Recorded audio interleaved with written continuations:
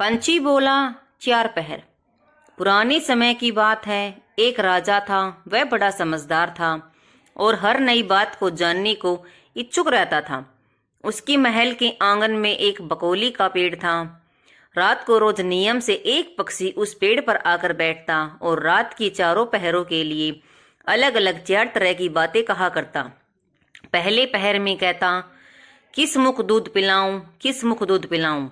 दूसरा पहर लगते बोलता, ऐसा कहूं ना दीख, ऐसा कहूं ना दीख। जब तीसरा पहर आता तो कहने लगता, अब हम करबू का, अब हम करबू का। जब चौथा पहर शुरू होता तो वह कहता, सब बम्मन मर जाए, सब बम्मन मर जाए।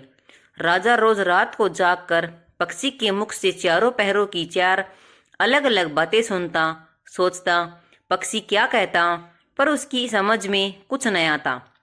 राजा की चिंता बढ़ती गई।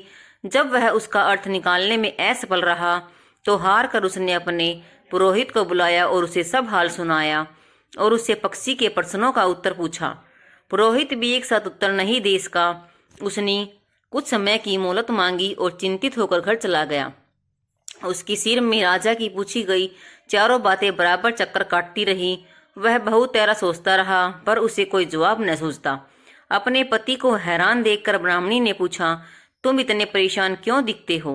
मुझे बताओ, बात क्या है? ब्राह्मणी ने कहा, क्या बताऊं, एक बड़ी ही कठिन समस्या मेरे सामने आ खड़ी हुई है। राजा के महल का जो आंगन है वहां रोज रात को एक पक्षी आता है और चारों पहरों में नियम से 4 अलग अलग बातें कहता है। राजा पक्षी की उन बातों का मतलब नहीं समझा तो उसने मुझसे उनका मतलब पूछा, पर पक्षी की पहेलियां मेरी समझ में भी नहीं आती।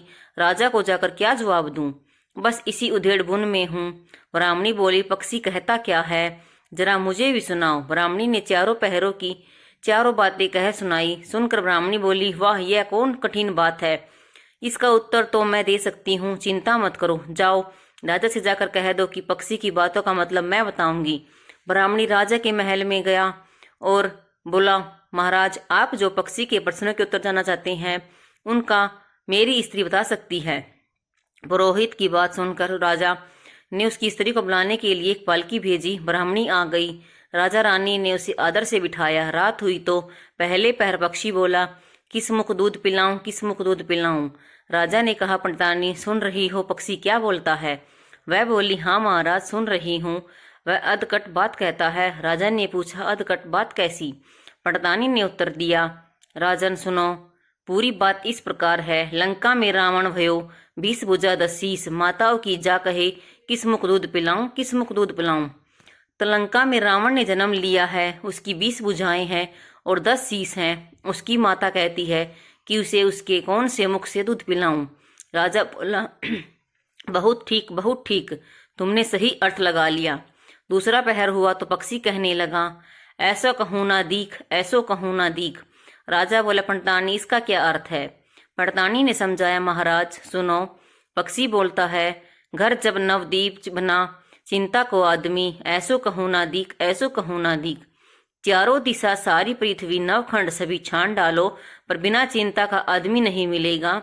मनुष्य को कोई न कोई चिंता हर समय लगी ही रहती है। कहिए महाराज, सच है या नहीं? राजा बोला, तुम ठीक कहती हो। तीसरा पहर लगा तो पक्षी ने रोज की तरह अपनी बात को दोहराया, अब हम करूँ का, अब हम करूँ का। ब्राह्मणी राजा से बोली, महाराज, इसका मर्म भी मैं आपको बतला देती हूँ, सुनिए। 5 वर्ष की कन्या 2.5 ब्याधी बैठी करम बिसुरती, अब हम करबू का, अब हम करबू क्या। 5 वर्ष की कन्या को 60 वर्ष के बूढ़े की गले में बांध दो तो बेचारी अपना करम पीट कर यही कहेगी, अब हम करबू का, अब हम करबू का। सही है ना महाराज? राजा बोला, पंडितानी, तुम्हारी यह बात भी सही लगी।